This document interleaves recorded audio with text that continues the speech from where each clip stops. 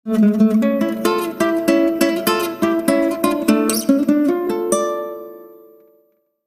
semuanya, selamat datang di Novel Time, selamat menikmati ceritanya, dan jangan lupa like, komen, dan subscribe ya.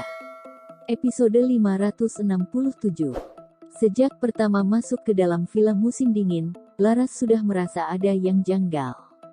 Dia berpikir kalau foto tersebut yang bermasalah. Namun, sekarang dia baru mengerti kalau masalah tidak terletak pada foto. Dia baru menyadari kalau film Musim Dingin seperti tidak pernah ditempati oleh wanita. Bahkan barang-barang peninggalan ibu keenam anak pun tidak ada. Laras memandang Mike dengan tatapan dilema. Sudahlah, aku hanya asal bertanya. Ini bukan pertanyaan yang penting. Aku hanya penasaran. Tidak ada yang perlu ditutupi. Ibu keenam anak tidak tinggal di sini, jawab Mike. Apa? Tidak tinggal di sini. Laras tidak menyangka, kenapa tidak tinggal di sini. Bukankah Askara sudah menikahinya? Kenapa tidak tinggal bersama? Mereka tidak menikah. Laras semakin bingung, mereka bahkan sudah memiliki 6 orang anak. Mereka tidak menikah. Karena Tuan Askara dan ibu kandung ke-6 anak bersama karena kecelakaan. Mereka melahirkan ke-6 anak di luar rencana. Selain itu, Tuan Askara dan ibu ke-6 anak masih berada dalam masa penjajakan, maka dari itu mereka belum sempat menikah. Ibu ke-6 anak meninggal sebelum mereka sempat menikah, jawab Mike. Laras mengira kalau Askara menikah secara sah. Kenapa seperti ini? Kenapa kejadian ini seperti drama film? Askara memiliki anak di luar pernikahan. Seketika Laras merasa penasaran dengan wanita itu. Dapat disimpulkan perasaan Askara dan wanita itu tumbuh setelah memiliki anak. Wanita itu meninggal sebelum mendapatkan yang dia inginkan. Kasian sekali. Pasti ke-6 anak pasti tidak tahu. Mereka masih sangat kecil. Tahu apa mereka? Mereka malah menganggap Laras sebagai ibunya. Apakah Askara sangat menyukai wanita itu? Tanya Laras dengan tegang. Aku tidak tahu mengenai itu. Aku tidak berani ikut campur urusan pribadi Tuan Askara, jawab Mike sambil menundukkan kepala. Laras bertanya kepada dirinya sendiri, apa yang ingin kamu ketahui? Kenapa kamu gugup? Masa lalu Askara tidak dapat dihapus? Mungkin lebih baik tidak tahu sama sekali.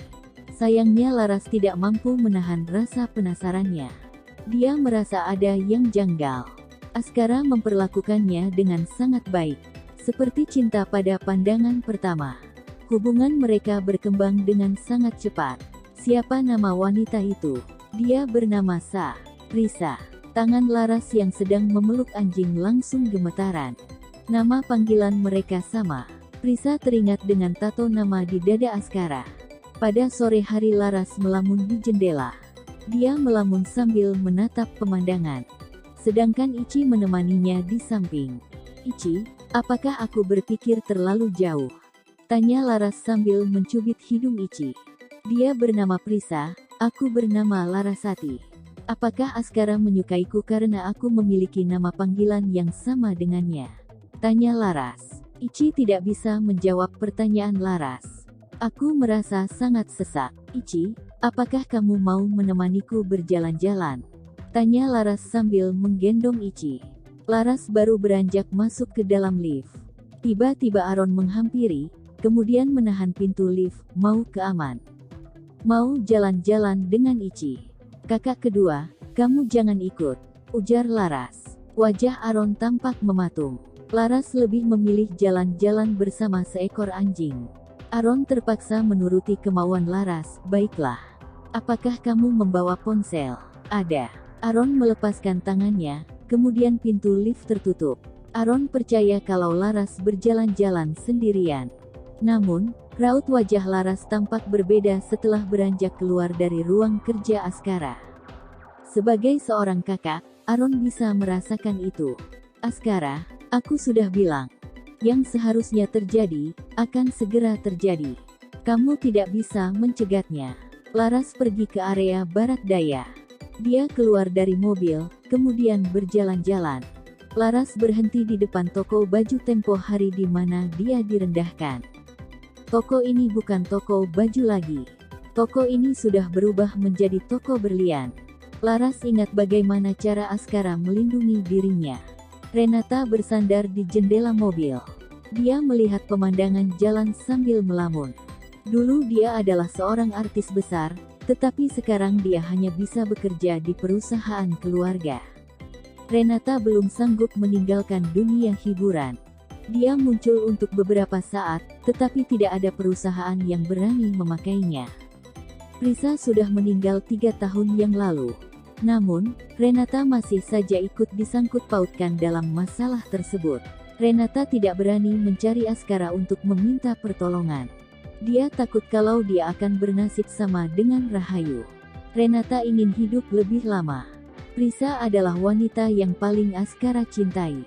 Tidak ada yang boleh menyentuhnya. Siapapun yang menyentuhnya, akan sial. Tiba-tiba Renata melihat sebuah sosok yang tidak asing saat berhenti di lampu merah.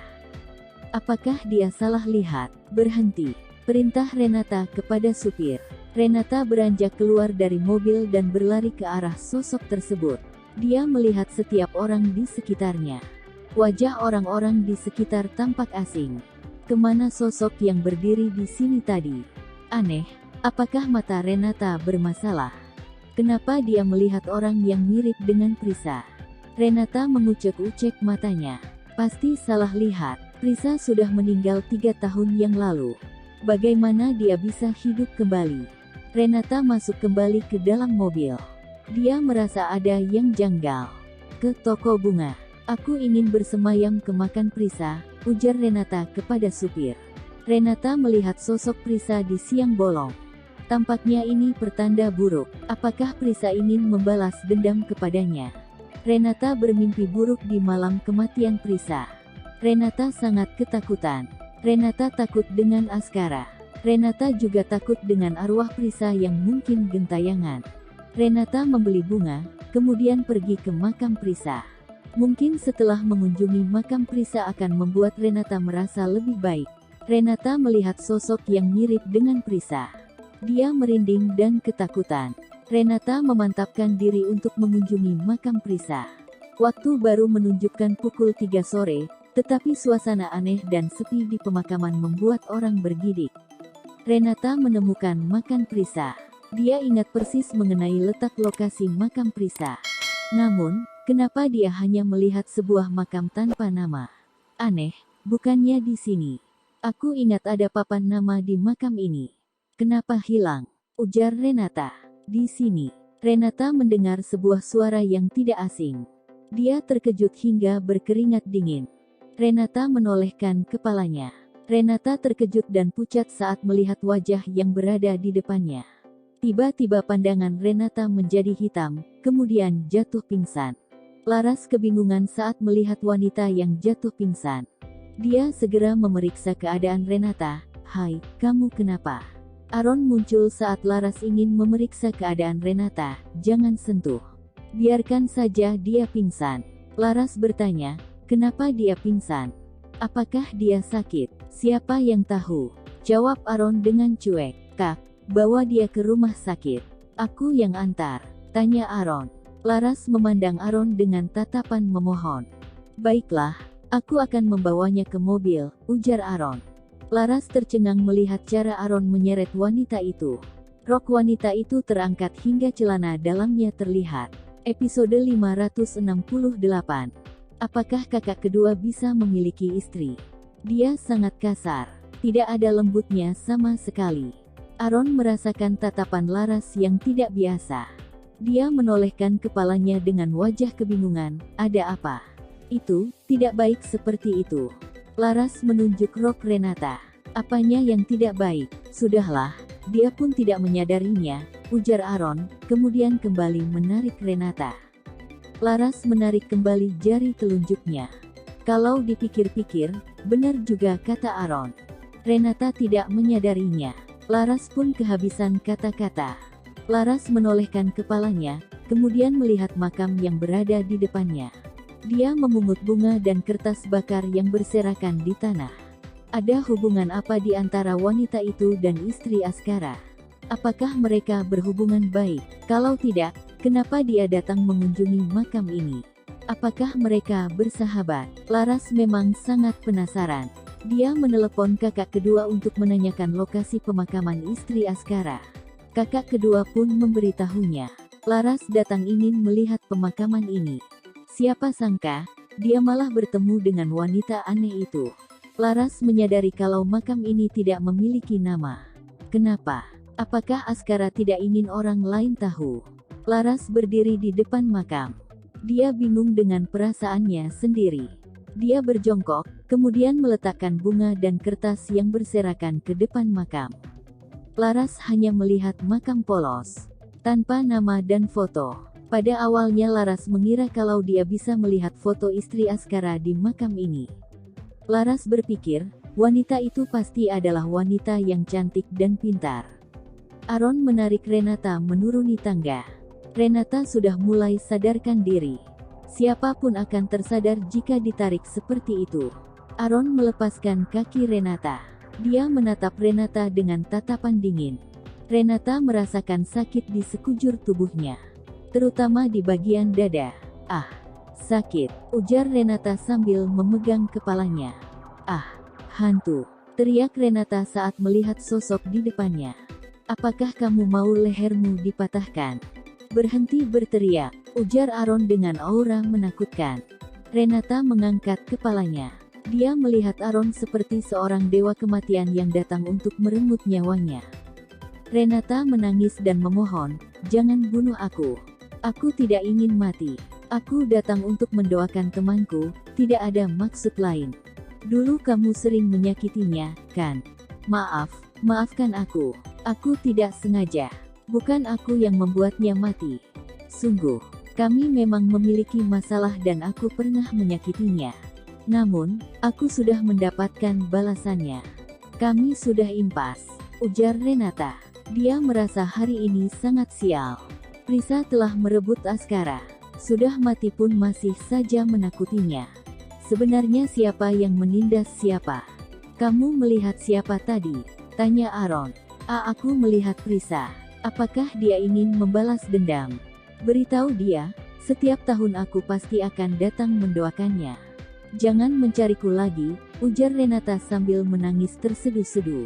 Aaron menundukkan kepalanya, kemudian berkata, "Bagaimana kalau kamu sampaikan sendiri?" "Apa? Tidak mau, tidak mau. Tolong, jangan bunuh aku. Aku adalah orang baik." "Apakah kamu tidak pernah mendengar kalau orang baik itu pendek umur?"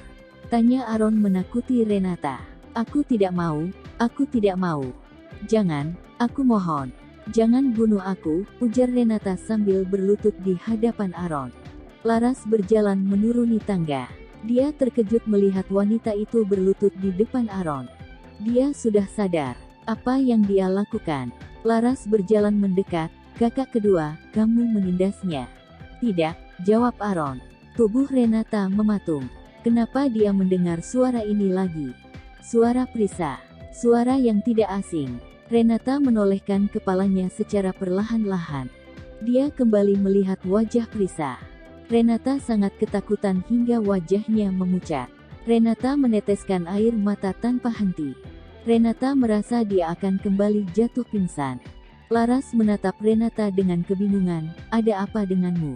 Kamu." Renata tidak sanggup berkata-kata. "Ada apa denganku?" tanya Laras sambil tersenyum. Jantung Renata terasa berhenti berdetak.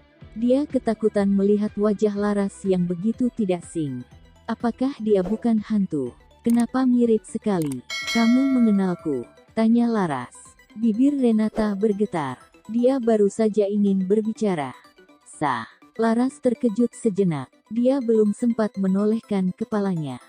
Seseorang langsung menarik Laras masuk ke dalam pelukan, kemudian memeluknya dengan erat. Laras dipeluk seolah-olah kalau dia akan menghilang dan pergi saja. Laras mencium aroma badan yang tidak asing. Dengan cepat Laras tahu siapa yang memeluknya. Askara memeluk Laras dengan sangat erat. Laras bahkan bisa merasakan detak jantung Askara yang berdegup kencang. Wajah Aaron tampak sangat kesal melihat pemandangan ini. "Kakakmu memelukku terlalu kuat. Aku tidak bisa bernapas," ujar Laras. "Kemana saja kamu?" Kamu tidak menjawab panggilanku, tanya Askara dengan wajah sedih dan khawatir. Suasana hati Askara mulai lebih tenang setelah mencium aroma tubuh Laras yang manis dan lembut. Askara mengira kalau Laras telah pergi. Laras melepaskan pelukan Askara, kemudian memandangnya sambil menjawab, "Ponselku ada di mobil. Aku tidak tahu kamu meneleponku." Apakah Askara khawatir kalau Laras hilang? Wajah Askara tampak tegang dan tubuhnya sedikit gemetaran. Aaron langsung menarik tangan Laras, kemudian berkata, "Ayo, pergi." Kakak kedua. Laras dipaksa masuk ke dalam mobil. Mobil langsung melaju pergi. Laras melihat Askara dari kaca mobil. Askara tampak berdiri dan memandang ke arahnya. Mobil Laras telah melaju pergi.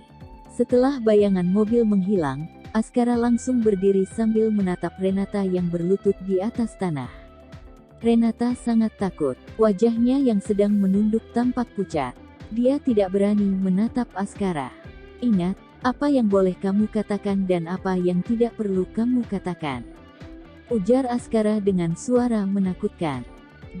Baik, aku akan mengingatnya," jawab Renata dengan ketakutan. Askara beranjak pergi meninggalkan Renata di tempat. Aura di tempat ini sudah tidak sama. Renata menunggu hingga suara mobil Askara menjauh, kemudian mengangkat kepalanya sambil memandang ke arah kejauhan.